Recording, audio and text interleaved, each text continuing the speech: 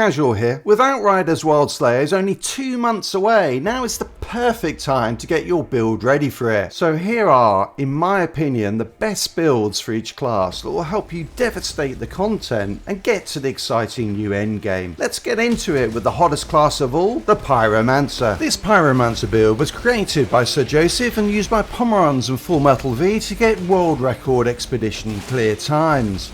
This build doesn't use a gear set and can be built with mainly epic armor, making it very accessible.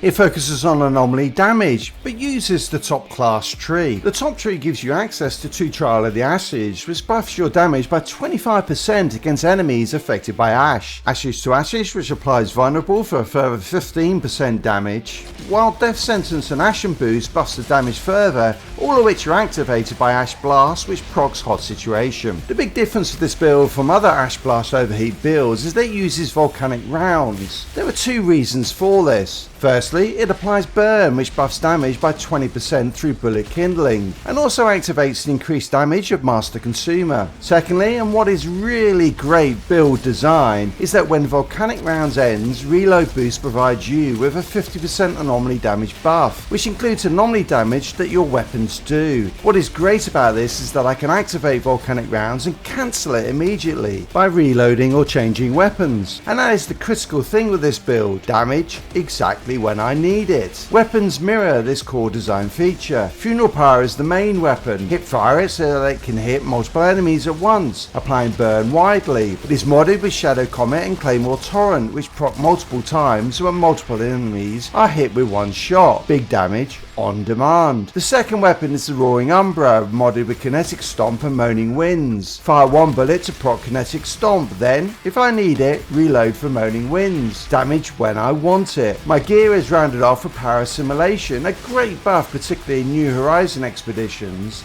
Ash increased range to make sure Ash Blast hits every enemy on the minimap.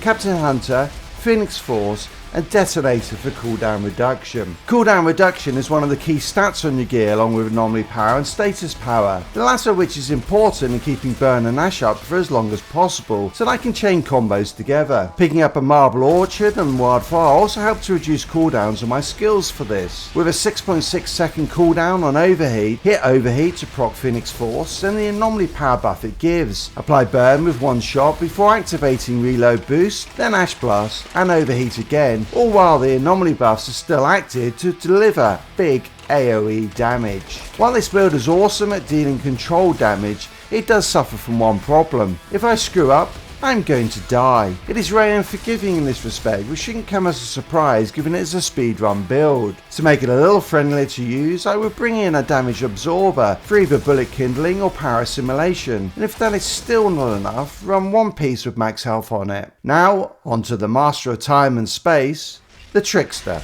This firepower build is about as simple and cookie cutter as it comes. It uses Hunt the Prey to close distance and get behind enemies, taking advantage of buffs to weapon damage through the class tree, including Cold Calculation, close range weapon damage when attacking from behind, and Outrider Executioner. Stare into the Barrel, Personal Space Sharp Eye and Bloodlust buff my weapon damage output along with Twisted Rounds. Each time I teleport, instant reload fills my magazine, which along with Ammo Bargain makes sure that Twisted Rounds is always up. 2 Equilibrium coupled with cooldown reduction on every piece of gear, along with bonus firepower and close range damage, reduces the cooldown on Hunt the Prey to 5 seconds, so that it's always available when you need it. After teleporting behind a group of enemies, I pop Time Rift to apply vulnerable through Geiger's Wave, AoE damage via Pain Transfer, and buff my damage output through the Trespasser gear set bonus. Long range ensures I can hit enemies across the entire map. My main and the only weapon I use is Death Shield, modded with Fortress and Dark Sacrifice. The health drain of this mod is offset by running the Talons and Boots of the Trespasser set, buffing health to 28,000. I had changed one thing from the build that PlayDohBear uses, swapping out Captain Hunter for Damage Absorber. For the WorldSlayer campaign, given you will be fighting non-elites most of the time, this makes the most sense, but when you are fighting elites, you could swap out Bloodlust instead. Now if gadgets are your thing,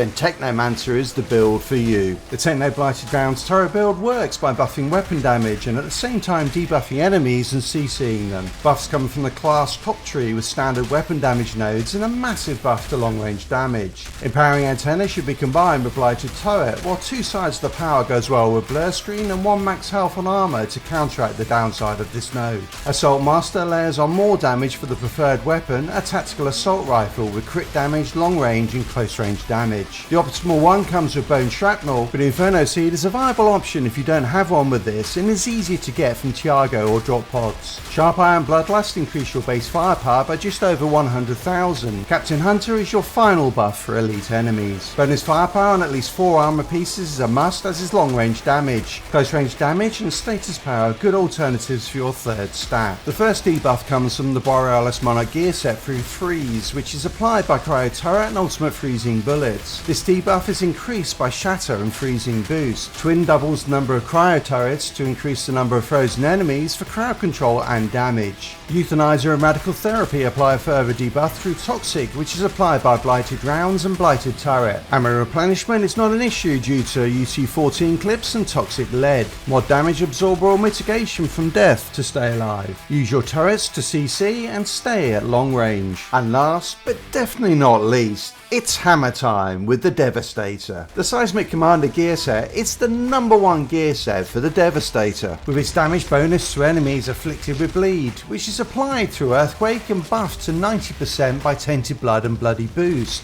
Earthquake can be used twice through the mod Second Quake, and can hit at long distances due to Earth's legacy, making it easy to apply bleed to every enemy in sight. The damage that Earthquake does is increased by Earth's heritage, while the damage of bleed is buffed by Bloodbath. But the biggest boost to your overall damage comes from the mod Despair, which can be found on the Marshal's foot gear. This doubles your normally damage, and because we are running double jump on our gravity leap, we can apply this twice to double it up again.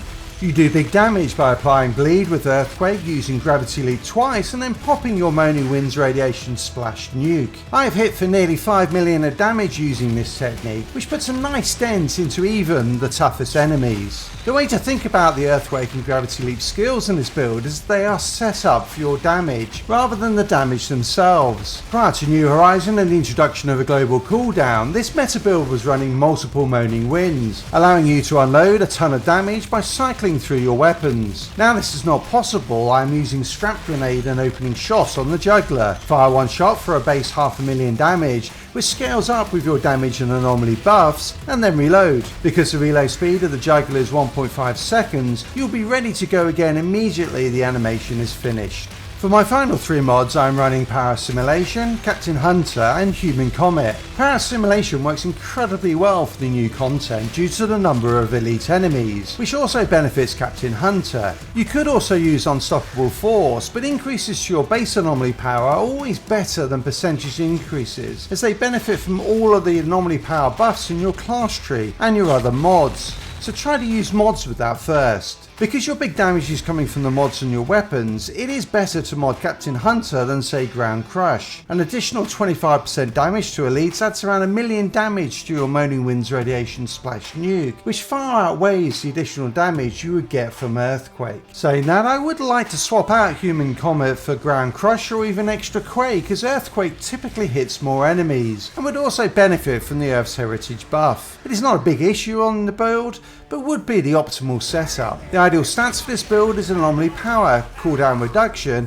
and one from status power, which buffs bleed damage or skill life leech. Not that you really need much additional healing, as the bottom branch of the Devastator's class tree includes massive survivability through Protected by the Anomaly, Skill Sentry, and Blood Donation on top of the Devastator's high armor and health. Without any other survivability mods or buffs, your base physical damage reduction is at 75%, and Skill Sentry takes this to the cap and your resistance to 20%. Once you have applied bleed to multiple enemies, the healing over time you're getting means you have to try really hard to die. Buffs to your anomaly power picked up through the usual 10% class nodes, and also Paladin, which is activated by Reflect Bullets. This skill not only provides you with 100% damage mitigation against projectiles, staggers melee attackers, it is also incredibly versatile, as you can toggle it on and off again to activate the Paladin buff, and its cooldown cooldown is reduced by up to 90%, meaning it is always ready to go. All of the cooldowns that you need for your skills, Endless Tremors, Unending Watch and Perpetual Motion, are easy to pick up as you go through the class tree. Likewise, buffs to your Resistance Piercing are also easily picked up, and I think are essential given that all of your damage is anomaly damage. These also make Unstoppable Force a viable option in your build. Finally, pick up Executioner, which is a great way to finish off any enemy. I hope that you liked these 4 fantastic builds, and like me, you're excited to jump into WorldSlayer when it launches at the end of June. Check out more Outriders build guides on my channel, starting with this beauty. Till next time, Casual out.